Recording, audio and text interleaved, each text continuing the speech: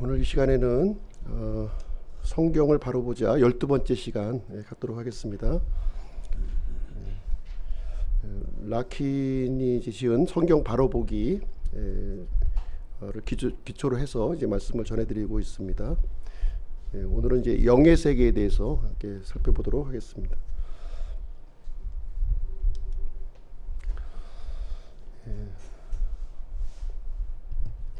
하나님의 창조를 보시면 보이는 세계와 보이지 않는 세계를 이제 창조하셨죠. 골로새서 1장 16절 보시게 되면 이는 그분에 의해 모든 것이 창조되었기 때문이라 하늘에 있는 것과 땅에 있는 것들 보이는 것들과 보이지 아니하는 것들 곧 왕좌들이나 통치들이나 정사들이나 권능들이나 모든 것이 그분에 의해 창조되고 그분을 위해 창조되었노라. 하나님께서 모든 그 이제 만물을 이제 창조하셨고요. 보이는 것과 보이지 않는 것을 창조하셨습니다. 그 창조 목적은 바로 이제 예수님을 위해서 창조하셨다. 예수님께서 창조하셨고 예수님을 위해서 창조되었다. 이렇게 성경은 말씀하고 있습니다. 그래서 이 세상은요, 보이는 세계와 보이지 않는 세계로 이렇게 구성이 되어 있는데요. 보이는 세계를 이제 물질 세계라고 부르죠. 물질 세계. 그리고 이제 보이지 않는 세계를 이제 영의 세계다. 이렇게 이제 부르고 있습니다. 그래서 보이는 세계는 우리가 이제 그 식물의 왕국, 동물의 왕국, 뭐 이런 표현을 쓰죠. 그래서 사람도 여기 이제 포함이 이제 되고요. 이제 보이지 않는 세계는 여기 이제 골로새서 1장 16절에 보시면 영적 존재들이 이제 언급되어 있죠. 왕좌들, 통치들, 정사들, 권능들 이런 것들은 이제 영적 존재의 이 등급으로 보시면 되겠습니다. 등급, 등급이 이제 이렇게 나누어져 있습니다.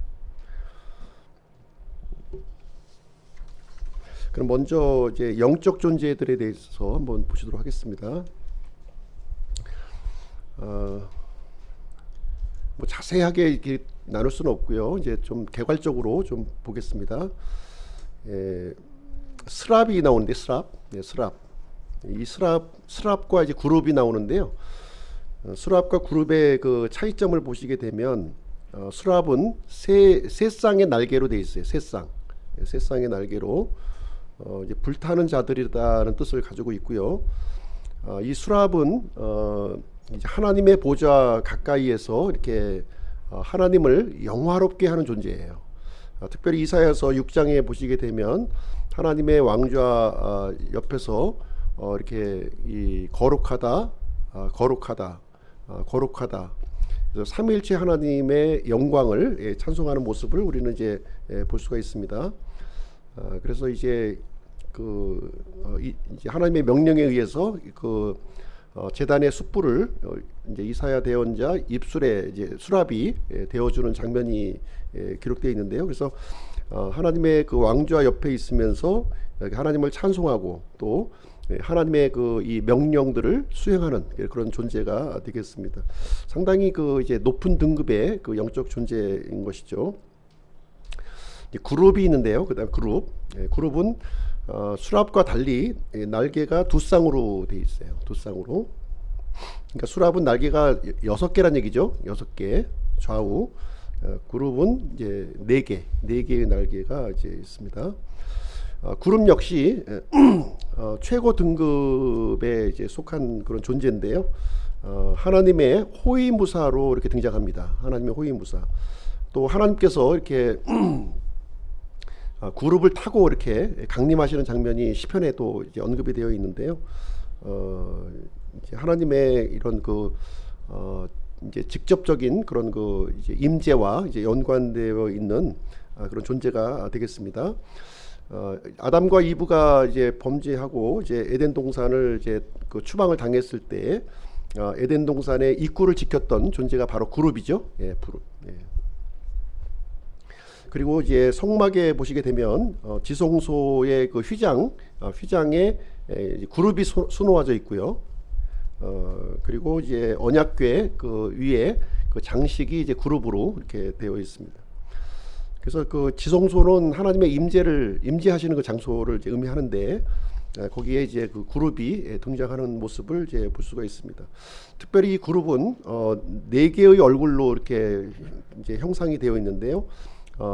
이제 사람의 형상, 송아지 형상, 독수리 형상, 사자 형상, 이렇게 네 얼굴의 형상을 이제 가지고 있습니다. 특별히 이제 대표적으로 이제 송아지 모습으로 이제 그룹이 이제 등장합니다. 하나님의 권능과 위엄을 이제 보여주는 그런 존재가 이제 되겠고요. 특별히 이제 그 사탄이 이제 그룹에 속하는 거죠. 사탄이 이제 그룹에 속해서 송아지 모습으로 이렇게 등장합니다. 사탄에 대해서는 이제 다음 시간에 같이 한번 좀 자세히 좀 보도록 할 것이고요.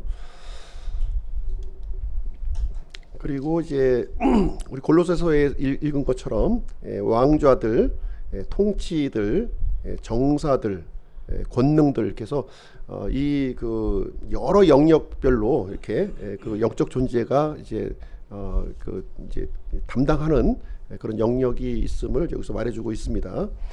에베소서 6장 12절에 보시면 이제 이 세상의 어둠의 치리자들, 그리고 높은 처소들에 있는 영적 사악함, 그리고 이제 이 타락한 그 천사들의 모습이 되겠습니다. 베드로후서 2장 4절에도 타락한 천사들이라는 표현이 나오고요. 베드로전서 3장 18절에서 20절에 보시면 옥에 있는 영들이 옥에 있는 영들. 이 옥에 있는 영들이 바로 이제 이 노아의 홍수 때 불순종했던 존재들이에요. 불순종했던 존재들이 이제 그 하나님의 아들들이 이렇게 사람의 딸들과 이렇게 이제 잘못된 관계를 이제 그 갖게 되죠. 그때 이제 관여했던 이 영들이 이제 그 타타루스라고 하는 지하 공간에 이렇게 갇혀 있게 되는데, 옥에 있는 영들이다 이렇게 표현을 했습니다. 여기서. 그리고 마귀들이 있고요. 마귀가 있고 마귀들이 있는 거예요. 마귀는 이제 마귀의 그 이제 우두머리고, 마귀들은 그 수하에 이제 그 마귀들의 천사들로 보시면 되겠습니다. 디모데전서 4장 1절에 보시면 이제 미혹하는 영들로 또 표현이 되고 있고요. 더러운 영들이 이렇게 있습니다. 그 다음에 이제 천사들인데요. 천사들이 또 나오는데, 히브리서 12장 22절에 보시면 그러나 너희는 시온산과 살아계신 하나님의 도시 곧 하늘에 있는 예루살렘과 무수한 천사들의 무리와, 이 천사들이 이제 그 두 종류가 있는 거예요. 하늘 위에 있는 천사들이 있고 땅에 있는 천사들이 있어요. 땅에 있는 천사들. 보통 일반적으로 이제 성경에 이제 그 땅에 내려온 천사들의 모습이 종종 이제 언급이 이제 되고 있는데요.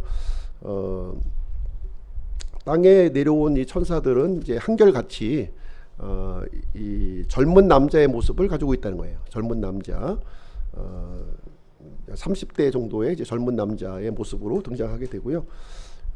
이제 우리가 이제 알고 있는 이런 아기 천사라든가 날개 달린 천사는 없는 거죠. 성경에는 이 건장한 남자의 모습으로 이제 등장을 하고 있습니다.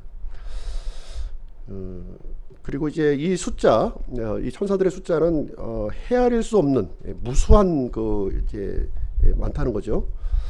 큰 능력을 가지고 있고요. 그 히스기야 때 그 이제 사네립이 그 아시리아 대군을 이제 몰고 이제 쳐들어왔죠. 이때 이제 한 천사가 18만 5천 명의 그 아시리아 군대를 하룻밤에 다 죽여버리는 아주 큰 힘을 천사는 이제 능력을 가지고 있습니다. 뿐만 아니라 이제 많은 지식을 가지고 있어요. 많은 지식을 가지고 있고, 히브리서 1장 13절 14절에 의하면 구원의 상속자들을 섬기는 영들이라는 거죠. 그래서 우리 이제 구원받은 사람들을 섬기는 영으로 또 소개를 해주고 있습니다. 그래서 이제 히브리서에도 보면 이렇게 알지 못하는 사이에 이렇게 대접한 천사가 있었다. 그러니까 사람의 모습하고 거의 이제 그 분간할 수 없는 그런 모습이죠. 그 소돔과 고모라를 이렇게 심판하실 때도 두 천사가 등장하는데 이제 사람의 모습으로 이렇게 나타나게 되었습니다. 그다음 이제 미가엘입니다. 미가엘은 유다서 9절에 이제 언급되어 있는데요. 그러나 천사장 미가엘도 모세의 몸에 대하여 마귀와 다투며 논쟁할 때에 감히 그에게 욕설로 비난하지 아니하고 다만 이르되 주께서 너를 꾸짖으시기 원하노라. 이제 미가엘, 천사장 미가엘이 나오는데 마귀와 이렇게 그 다툼이 있었던 거예요. 모세의 그 몸을 가지고. 이때 이제 이제 미가엘도 이렇게 욕설로 비난하지 않았다는 거예요. 이 마귀에 대해서 이렇게 상당히 좀 이제 이 마귀가 등급이 미가엘도 천사장이지만 이제 마귀도 상당히 높은 등급에 이제 위치하고 있음을 여기서 볼 수가 있는 내용 되겠습니다. 특별히 이 미가엘은요, 이스라엘을 대표하는 통치자예요. 이스라엘. 이제 이 다니엘의 기도를 보시게 되면 이 페르시아를 이제 관장하는 통치자가 또 나오죠. 페르시아. 당시에 그 페르시아 제국을 관장하는 이제 통치자가 있었던 거예요. 근데 반면에 이 미가엘은 이스라엘을 이제 대표하는 그런 영적 통치자가 되겠습니다. 그래서 이제 이스라엘의 어떤 이 구속 계획과 이런 것과 연관할 때는 항상 이제 누가 등장하냐면 미가엘이 등장하는 거예요. 미가엘이.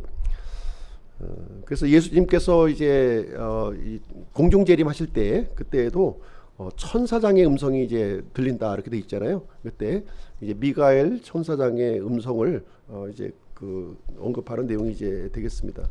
그래서 이제 미가엘은 성경에 나오는 유일한 천사장이라는 거예요. 유일한 천사장이 이제 직접적으로 천사장이라고 표현이 되어 있는 거죠. 그 다음에 우리가 잘 알고 있는 가브리엘입니다. 가브리엘인데요. 이제 다니엘서 8장 16절에 보시면 이렇게 표현이 되어 있습니다. 또 내가 울레강의 둑 사이에서 사람의 목소리를 들었는데 그것이 외쳐 이르되 가브리엘아 이 사람이 그 환상을 깨닫게 하라. 이제 가브리엘이 지금 이제 다니엘이죠. 다니엘에게 하나님의 계시 환상을 이렇게 깨닫게 해주는 내용이 이제 언급되면서 가브리엘이 등장하고 있는 거예요. 가브리엘. 이 가브리엘의 모습, 이제 등장한 모습을 보게 되면 이 소식하고 연관이 있는 거예요. 하나님의 소식하고. 이 미가엘은 이스라엘의 어떤 그런 구속 부분과 이렇게 관련해서 나타나고요. 이 가브리엘은 하나님의 메신저로서의 역할로 이렇게 등장을 합니다. 그래서 다니엘서 9장 21절, 27절 이제 이어지는 내용을 보시게 되면 이제 예수 그리스도께서 이제 언제 오시느냐, 이제 다니엘의 70일에를 이렇게 좀 얘기하면서 예수님이 오시는 때를 이제 가브리엘이 이렇게 이제 알려주는 내용이 기록이 되어 있고요. 그 다음에 이제 침례 요한의 아버지 누구죠? 사가랴가 이렇게 성전에서 이렇게 분향을 드릴 때 이제 침례 요한의 출생 소식을 이제 알려주죠. 이 나이가 상당히 많이 있었는데 그 사실을 믿지 못하니까 이제 이렇게 말을 못하게 되는 내용이 성경에 기록되어 있는데 그때 등장했던 인물이 바로 이제 이 가브리엘이 되겠습니다. 그리고 이제 마리아에게도 이제 나타나죠. 마리아에게 이제 예수님이 이제 출생하실 것을 이제 전달을 해주는 해주는 존재가 바로 가브리엘이 이제 되겠습니다. 그래서 누가복음 1장 19절에 보시게 되면 가브리엘을 어떻게 묘사하고 있냐면 나는 하나님 앞에 서는 가브리엘이다 이렇게 표현을 해요. 그러니까 상당히 가브리엘도 아주 높은 등급의 지금 거의 이제 미가엘과 이제 버금가는 그런 이제 존재로 이제 이해를 하시면 되겠습니다. 하나님의 중요한 메시지를 전달할 때 이 가브리엘이 이렇게 개입되어 있음을 우리는 볼 수가 있고요. 그리고 이제 다음 시간에 좀 사탄에 대해서 좀 더 알아보겠지만 간략하게 이제 사탄에 대해서 한번 보시게 되면 에스겔서 28장 14절 15절에 보시면 이렇게 언급이 되어 있습니다. 너는 기름 부음 받은 덮는 그룹이라. 그룹이 나오죠. 그룹. 그룹의 한 존재라는 거예요. 이 사탄이. 내가 너를 그렇게 세우매 내가 하나님의 거룩한 산 위에 있었고 불타는 돌들 한가운데서 오르내리며 다녔도다. 내가 창조된 날부터 내가 내 길에서 완전하였는데 마침내 내 안에서 불법이 발견되었도다. 이렇게 하고 있습니다. 이제 기름 부음 받은 덮는 그룹이, 다시 말하자면 그리스도라는 거예요. 기름 부음을 받았다는 뜻은 그리스도거든요. 그리스도예요. 그래서 하나님의 이 기름 부음을 받은 이 덮는 그룹, 상당히 그 하나님을 직접적으로 섬기는 그런 존재였다는 거죠. 그래서 에스겔서 28장 내용을 쭉 이제 이어서 보시게 되면 모든 것을 봉인하는 자로 표현합니다. 그러니까 이 자물쇠를 들고 있는 거예요. 이 사탄이 자물쇠를 이제 들고서 하나님께 속한 그런 모든 것들을 관장하는 그런 곧간직이었다는 거죠. 곧간직이었다는 거예요. 그래서 지혜와 아름다움이 완전했다 이렇게 얘기했고요. 특별히 이 기름 부음 받은 덮는 그룹 루시퍼가 이제 담당했던 것은 찬양을 또 찬양을 하나님을 높이는 이런 존재였는데 참 이렇게 아주 중요하고 귀한 역할을 받았음에도 불구하고 이렇게 교만한 마음을 품었고요. 하나님을 대적하는 존재가 되었다는 것을 이제 성경은 말해주고 있습니다. 자, 두 번째는 이제 사람의 존재에 대해서 한번 보겠습니다. 사람.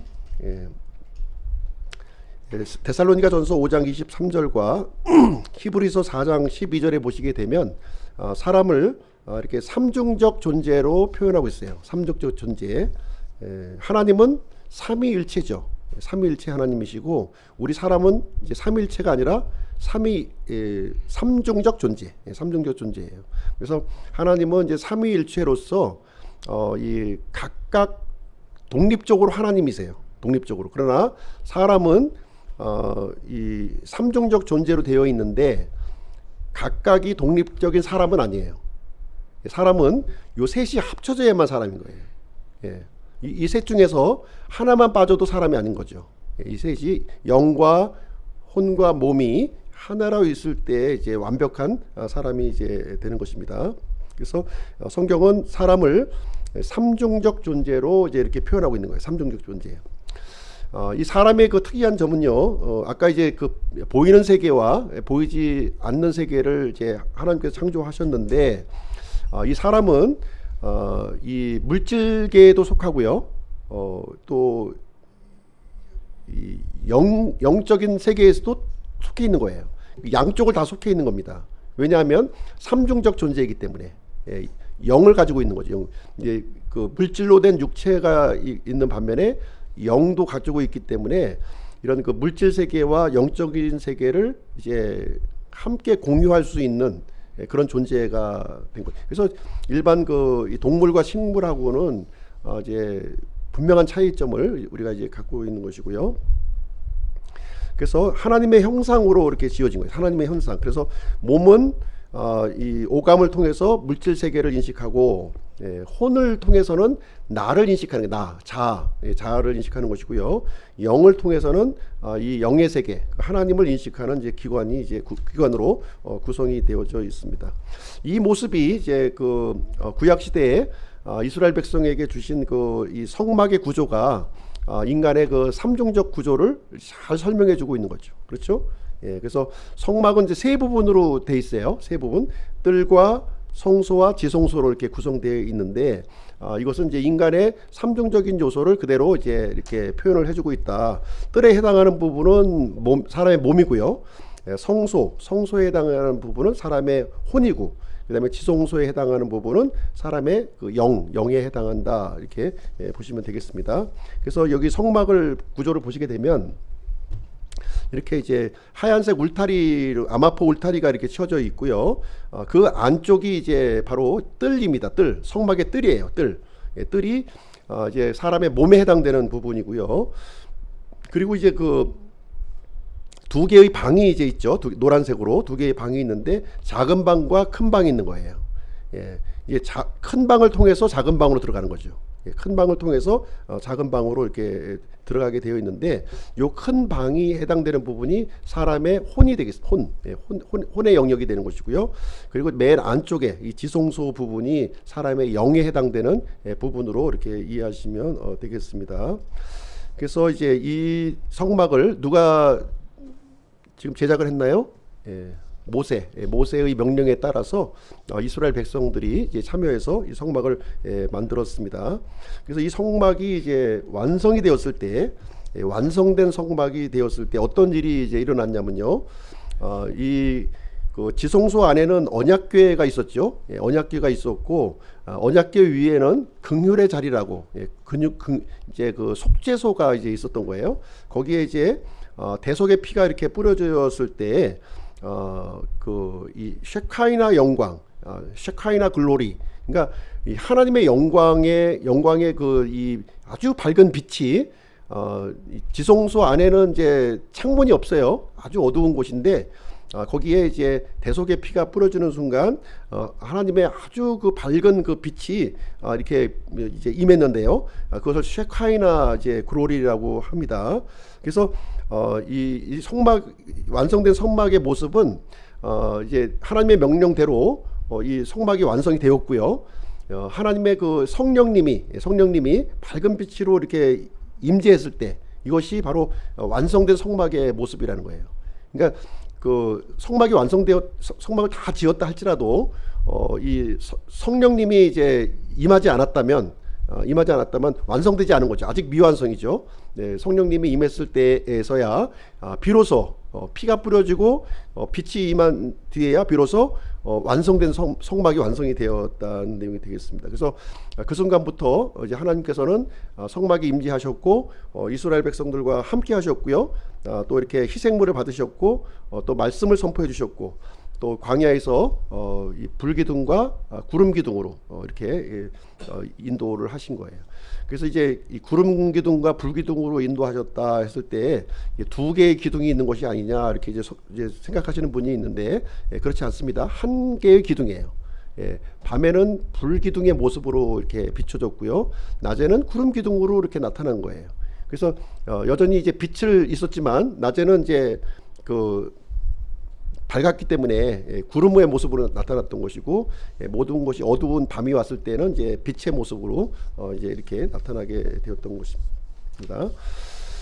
그래서 사람의 모습도 이런 구조로 되어 있는 거죠. 이렇게 삼중적 구조로 이렇게 되어 있습니다. 맨 바깥쪽이 사람의 몸이 있는 거고요. 몸은 이제 어떤 걸 의식하냐면 이렇게 이 세상을 의식하는 기관인 거예요. 우리의 눈과 코와 이제 입과 이제 귀, 피부, 이런 기관들을 통해서 이제 이 세상을 우리가 이제 의식하는 기관이 이제 몸이 되겠습니다. 몸이 되겠고, 몸 안에 이제 혼이 있는 거예요. 혼이 또 어떤 형식으로 또 있을까 이제 또 궁금할 수도 있는데, 이 잠수복으로 생각하시면 될 거예요. 잠수복. 잠수복을 이제 입잖아요. 우리가 잠수복을 이제 우리 몸하고 똑같이 이렇게 딱 달라붙게 이제 잠수복을 입지 않습니까? 그런 것처럼 이제 우리 몸 안에 똑같은 그 이 육체와 똑같은 형상의 그런 그 이 또 하나의 그 이제 혼이 이제 존재한다 이렇게 보시면 될 것 같아요. 그래서 혼도 이렇게 혀도 있고 손도 있고 발도 있고 다 있는 거예요. 똑같이 우리 육체와 똑같이. 그래 보이진 않죠. 우리 이제 육안으로는 안 보이는 거예요. 육안으로는 안 보이는 혼이 있고, 혼이 하는 역할은 뭐냐? 이렇게 생각하고 이렇게 판단하고 이런 그 느끼고 이런 것들을 이제 혼이 하는 겁니다. 혼이. 그리고 이제 혼 안에 영이 있는 거, 영이 이제 있는 겁니다. 영. 바로 영이 이제 그 성막의 지성소에 해당되는 부분이죠. 그렇죠? 하나님이 임재하는 공간이에요. 그래서 사람은 이제 두 종류의 사람으로 구성되는 거죠. 하나님의 영이 이제 임재한 사람, 하나님의 영이 임재하지 않은 사람. 그러니까 하나님의 영이 이제 임재하지 않으면 이 지성소와 같이 아주 그 어두운 거예요. 예, 어두운 상태로 있는 거예요.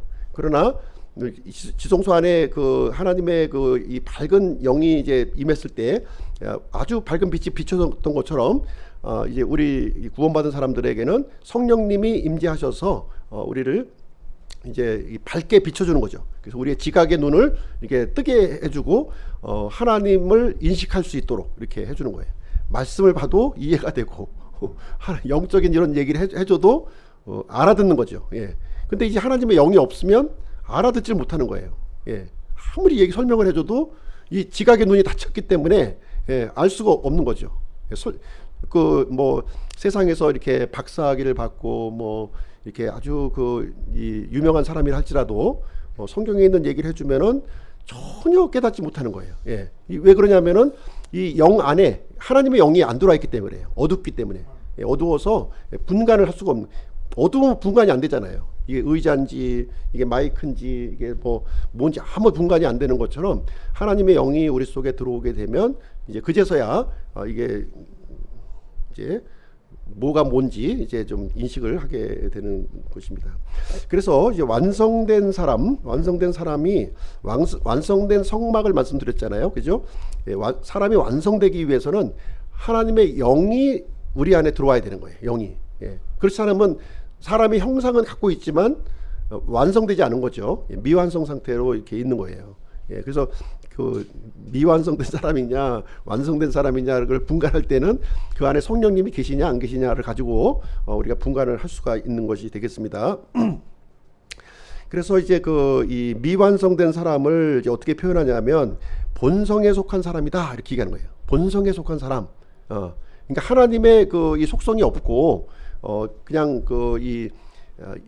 이런 본성적인 속성만 살아 있는 거예요. 그냥 먹고 뭐 이렇게 살고 이렇게 하는 그런 것만 이제 문화적인 존재로만 있는 것이죠. 그래서 이 본성에 속한 사람은 하나님의 영의 것, 하나님께 속한 것들을 이렇게 받아들이지 않는다는 거예요.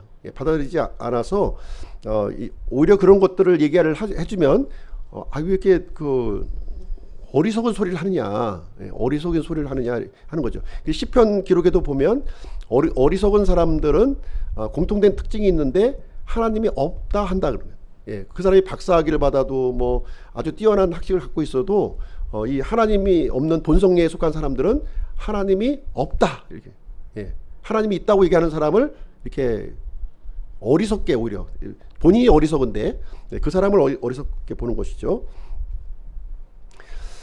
그래서 이 거듭남, 다시 태어나는 것, 중생이죠. 중생이 이제 우리의 영 안에 하나님의 영이 들어오는 걸 얘기하는 거예요. 그래서 구원받지 않은 사람도 영이 없는 게 아니에요. 영은 있습니다. 있는데 하나님의 영이 이제 안 들어와 있는 거죠. 그렇죠. 하나님의 영이 들어와서 하나님의 생명이 이제 임했을 때 그때서야 비로소 이렇게 다시 태어나는 역사가 이제 이루어지게 되는 것입니다. 이것은 마치 이제 지성소 안에 있는 언약궤 위에 대속의 피가 이렇게 뿌려졌을 때 성령님이 이렇게 아주 밝은 빛으로 임재하셨던 것처럼 마찬가지라는 거예요.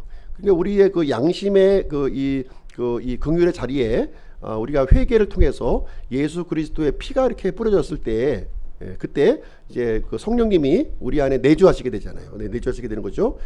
그러면서 영적으로 새로운 존재가 되는 거예요. 새로운 존재.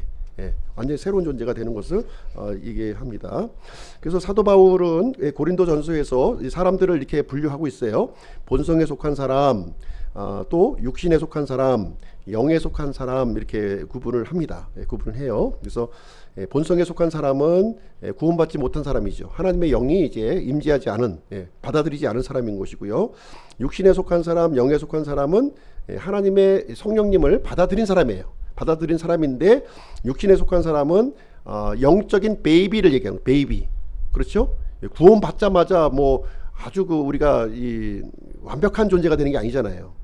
구원을 받았지만 여전히 이제 하나님의 말씀에 대해서는 미숙한 상태, 그 상태가 바로 육신에 속한 사람이 이제 되겠고요. 그 다음에 영에 속한 사람은 이렇게 성숙한 사람을 얘기하는 거예요. 미숙하지가 않고 이렇게 성숙한 사람을 영에 속한 사람이라고 이렇게 얘기합니다. 주재권 구원이라고 있어요. 로드십 살베이션을 주장하시는 분들이 있는데요. 이런 분들이 이제 이분들은 육신에 속한 사람을 인정 안 해요. 이분들은 영적인 배입이라는 건 없다. 이렇게 주장을 합니다. 그냥 구원받은 사람, 구원받지 않은 사람만 있지. 이게 중간에 이렇게 어설프게 있는 사람들은 없다. 이렇게 주장을 하는 거예요. 그 사람들이 이제 로드십 살베이션이라고 아주 유명한 분들이 이런 것들을 이제 많이 이제 주장합니다. 그래서 구원받으면 확실하게 변해야 된다는 거예요. 아니, 하나님의 영이 들어왔는데 어떻게 안 변할 수가 있냐? 완전 뒤집어져야지. 사도 바울처럼 완전 뒤집어져야지. 이렇게 주장하는 거죠. 근데 실질적으로 우리가 이제 보게 되면 구원받았음에도 불구하고 이 성령님이 이제 모시고 있지만 그럼에도 불구하고 여전히 이제 초기 상태에는 이렇게 좀 영적으로 연약하고 이렇게 좀 부족할 수가 있다는 거죠. 그래서 성장할 필요가 있는 그 사람을 이 고린도전서 3장 1절 3절에서는 육신에 속한 사람으로 이렇게 설명을 해주고 있는 내용이 되겠습니다.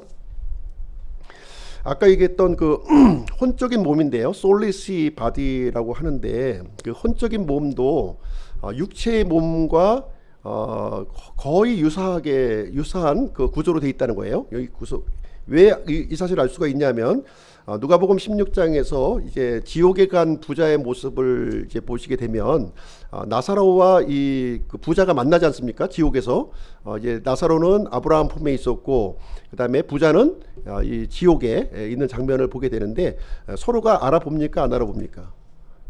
알아보죠. 예, 알아보는 거예요. 지상에 살았던 그 모습을 그대로 알아보는 겁니다. 예, 부자는 나사로의 모습을 알아본 거예요. 예, 또 나사로 역시 부자의 모습을 알아보았고요. 그리고 이제 부자도 이제 이 고통 중에 이렇게 고통을 느끼는 장면이 있고요. 그 다음에 이제 무엇을 부탁합니까? 이 너무나도 이제 뜨겁기 때문에 물 한 방울을 요구하잖아요.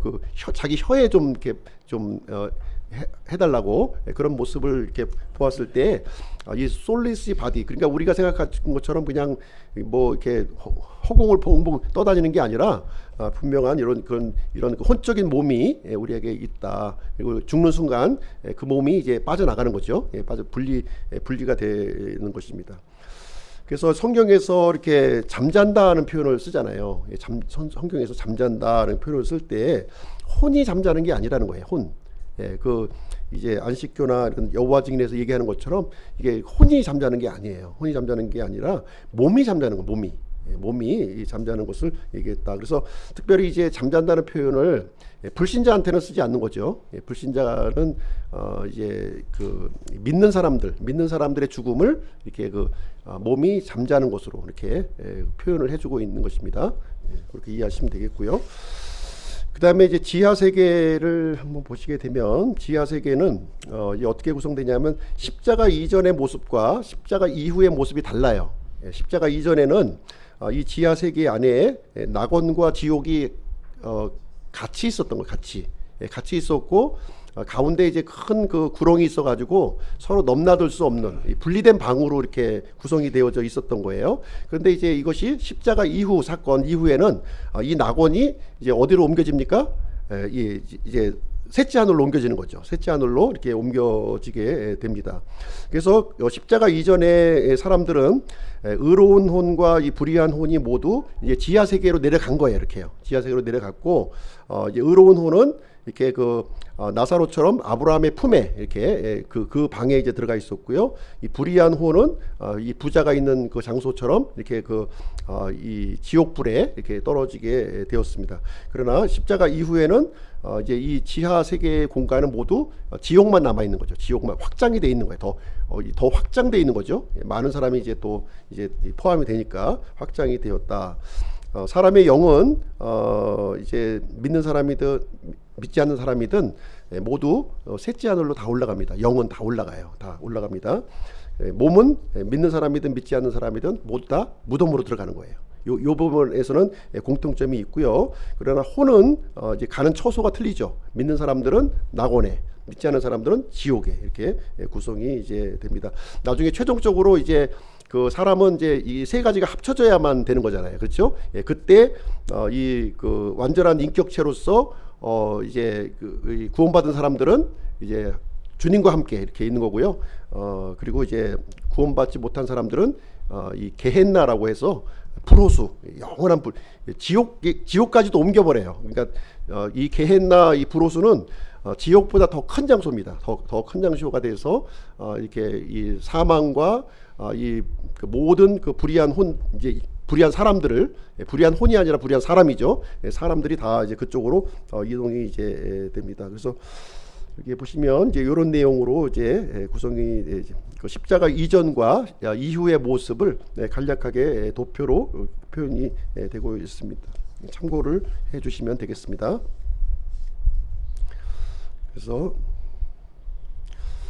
지하 세계는 이렇게 십자가 이전과 이후의 모습이 이제 그 좀 구분되어 있다, 이렇게 이해하시면 되겠고요. 그러면 지하에 있는 이 낙원이 어떻게 해서 이제 셋째 하늘로 옮겨졌는가, 거기에 대한 관련 구조를 한번 보실게요. 그 내용이 에베소서 4장 7절부터 10절에 이제 기록이 되어 있는 거예요. 예수님은 십자가에서 죽으시고 이제 지하 세계로 내려가셨죠. 예, 지하세계로 내려가신 거예요. 지하세계로 내려가셨다가 다시 올라오신 겁니다. 예, 그 상황을 여기서 기록해주고 있는데요. 에베소서 4장 7절로 10절 한번 보실게요.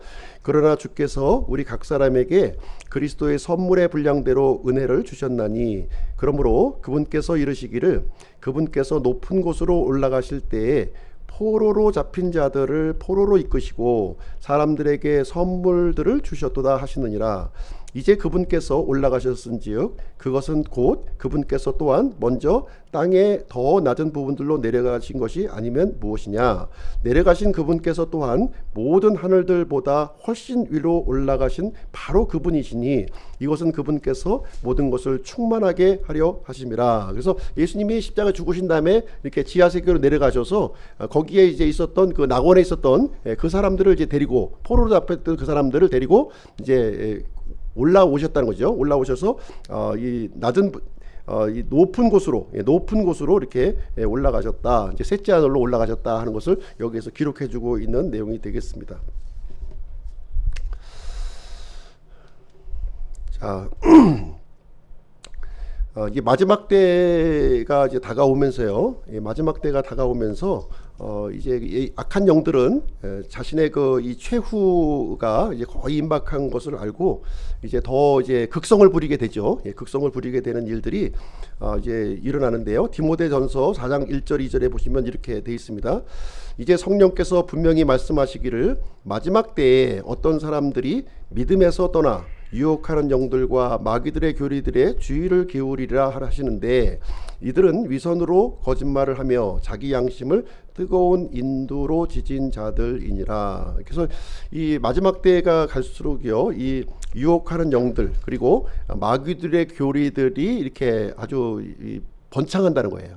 번창하기 때문에 사람들이 믿음에서 떠나서 이렇게 그 잘못된 길로 이렇게 가게 된다 하는 것을 얘기해주고 있어요. 이 잘못된 길이라고 하는 것이 바로 이제 이런 그 심령술, 요즘 유행하는 심령술, 이 마귀 숭배 사상, 이런 것들로 이렇게 이제 이어지는 그런 내용이 이제 되겠습니다. 그래서 이 마귀들도 보게 되면요, 어떤 에너지가 아니에요. 악의 에너지가 아닙니다. 실질적인 존재입니다. 이 마귀들이 있다는 것이 권능이 있다는 거예요. 권능. 성경에 보시게 되면 이 권능을 행하는데요. 이 권능이 전부 하나님으로부터 왔다고 생각하시면 안 돼요.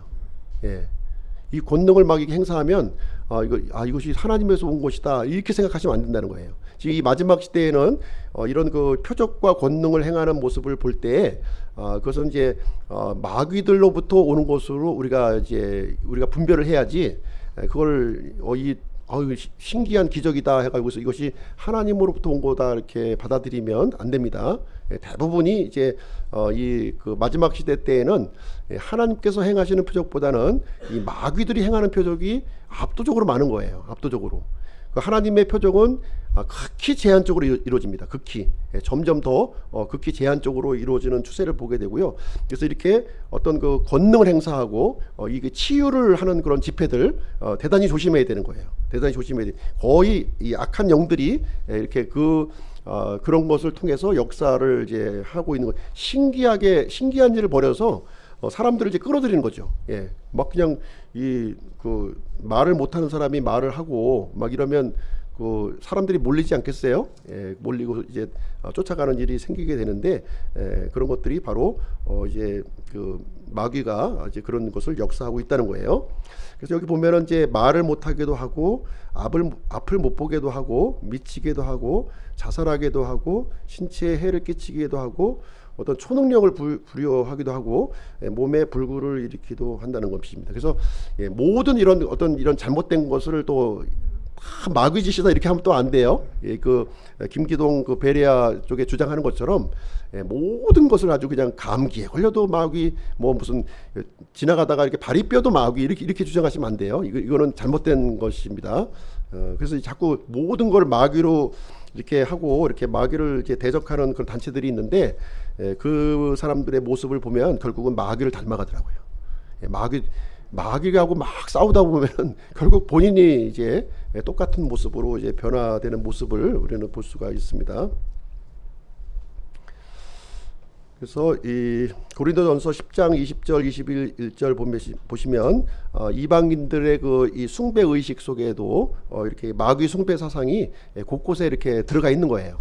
우리가 예전에 이제 우리가 이제 조상한테 이렇게 그 제례를 올리고 그러잖아요. 그게 다 하나님께 하는 게 아니라 누가 받는 거예요? 마귀가 받는 거죠. 마귀 숭배 사상이에요. 다 그 뿌리가 거기에 있는 거예요. 바벨론 뿌리가 이렇게 이어져 가지고 다 가면은 이제 배운 게 그 마귀가 가르쳐 준 거를 흉내 내는 거예요. 이렇게 돌 쌓고 이렇게 그 음식 차려놓고 향 피고 하는 것들이 다 그 마귀 숭배 사상과 연관이 있는 거지 하나님 숭배하고 전혀 관계가 없는 것이다. 그래서 그런 이교도들이 하고 있는 우리 조상 숭배도 마찬가지지만 그 뒤에 마귀가 이렇게 장악을 하고 있는 거를 영적인 분별력을 갖지 않으면 알 수가 없는 거예요. 아니 조상 섬긴다는데 왜 이렇게 그러느냐 그렇게 큰 소리 내지 않겠습니까? 근데 이제 본성에 속한 사람들은 그걸 몰라요. 그걸 알 수가 없는 거예요. 오히려 우리 이제 그 분별하는 사람들을 향해서 오히려 이제 더 공격을 하는 상황이 이제 되고 있는 것이죠. 그래서 이교도 숭배 의식을 이제 이렇게 보시게 되면 대부분 이렇게 탐욕적이고 관능적이고 어떤 성적인 문란함이 항상 거기 개입이 돼요. 그런 것이 있습니다. 겉으로는 뭐 이렇게 풍요를 위해서 뭐 어떤 평안을 위해서 이렇게 빈다고 하지만 실질적으로 그 진행되는 모든 내용을 보면 굉장히 문란하고 무질서한 그 경건함을 찾아볼 수가 없는 것이죠. 이 죽은 자와 이제 교통하는 사람들이 많이 등장하죠. 그죠? 죽은 사람하고 교통하는 내용이 이제 등장하는데 이렇게 되어 있습니다. 누가복음 16장 31절 이제 부자와 나사로 얘기해서 이렇게 하고 있습니다. 이제 부자가 이제 아브라함에게 간청하죠. 좀 이 나사로를 좀 보내면 지금 5 형제가 지금 이제 있는데 이게 하나님께로 돌아오지 않겠습니까? 하고 요청을 합니다. 그랬을 때 아브라함이 이제 죽은 사람이 이렇게 살아서 돌아간다 할지라도 회개하지 않는다. 이 회개할 수 있는 방법은 죽은 사람이 가서 전하는 방법이 아니라 이 모세와 대언자의 그걸 통해서 이제 돌아올 수 있다. 것을 이제 여기서 얘기해 줍니다. 그래서 누가복음 16장 31절에 보시면 그가 그에게 이르되 그들이 모세와 대언자들의 말을 듣지 아니하면 비록 어떤 사람이 죽은 자들로부터 일어날지라도 그들이 설득되지 아니하리라 이렇게 얘기하고 있는 거예요. 어떤 기적을 통해서 우리가 구원받는 게 아니라 하나님의 이 기록된 말씀, 이 말씀으로 구원받는 거지. 어떤 신비한 기적, 어떤 이런 표적을 통해서 구원이 이루어지는 것은 아니다 하는 것을 분명하게 우리에게 가르쳐 주고 있습니다. 그래서 이제 결론을 내리도록 하겠습니다. 에베소서 4장 17절 19절 한번 읽어보겠습니다. 그러므로 내가 이것을 말하며 주 안에서 증언하노니 이제부터 너희는 다른 이방인들이 그들의 헛된 생각 속에서 걷는 것 같이 걷지 말라. 그들은 지각이 어두워졌으며 그들 속에 있는 무지함과 그들 마음에 눈먼 것으로 인해 하나님의 생명에서 떨어져 있도다. 그들이 감각을 지나쳐 자기를 색욕에 내주고 탐욕을 내어 모든 부정한 것을 행하였으되 너희는 그리스도를 그렇게 배우지 아니하였느니라. 그래서 이제 사도 바울이 이제 우리 구원받은 그리스도인들에게 얘기하고 있는 거예요. 구원받은 그리스도인들이 이방인들이 하고 있는 이런 방식대로 걷지 말라는 거예요. 예. 이방인들이 하는 이 방식들 있잖아요. 이렇게 뭐 우상을 숭배하고 뭐 조상을 숭배하고 여러 가지 뭐 우리나라 같은 유교 의식이고요. 또 다른 나라 같은 경우는 다른 방식으로 이렇게 막 하는 일이 있다는 거예요. 그런 방식으로 하지 말라는 거예요. 예, 그거는 하나님을 모르는 이 지각이 없는 무식한 사람들이 하는 일이다. 하나님의 성령님을 받은 우리는 그런 헛된 생각에 놀아나지 말라는 거죠. 예, 분별력을 가지라는 거예요. 예. 그래서 너희는 그리스도를 그렇게 배우지 아니하였다. 그래서 우리가 이제 이 배움 가운데 거하지 않으면 분별이 안 되는 거예요. 예, 그렇게 해도 뭐 괜찮은 것처럼 보여지는 거죠. 예, 괜찮은 게 아니라는 거예요. 이건 마귀를 숭배하는 건데 어떻게 괜찮지가 않아요. 이렇게 딱 해서 우리는 하나님 앞에서 예 아니면 아니요 해야지. 중간지대에 우리가 머물러 있으면 결국은 마귀에게 이끌림을 받는다. 이 얘기를 이제 해주고 있는 것입니다. 결론을 내리겠습니다. 우리에게는 뭐가 있어요? 성경 말씀이 있는 거예요. 성경 말씀. 성경 말씀이 이제 우리는 말씀에 근거한 신앙을 하고 있는 것이지 어떤 표적이나 의식에 근거한 믿음 생활을 하고 있는 것이 아니라는 겁니다. 이제는 우리는 마귀의 권능에서 벗어나야 되는 것이고요. 또 이런 헛된 생각에서도 우리가 벗어나야 돼요. 그래서 우리가 살아있는 이 동안에 하나님을 올바르게 섬기는 그런 자리에 저희가 있어야 될 줄로 생각을 합니다. 그래서 예수님은 요한계시록에도 나와 있지만 사망과 지옥의 열쇠를 가지신 분이 누구예요? 예수님이에요. 예수님 붙들어야죠. 마귀 붙들고 살면 되겠습니까? 예수님 붙들고 사는 것이 지혜로운 사람이고 믿음의 사람이다 하는 것을 우리에게 가르쳐주고 있습니다. 오늘은 12번째 영의 세계에 대해서 함께 살펴보는 시간을 가졌습니다. 기도하고 마치도록 하겠습니다.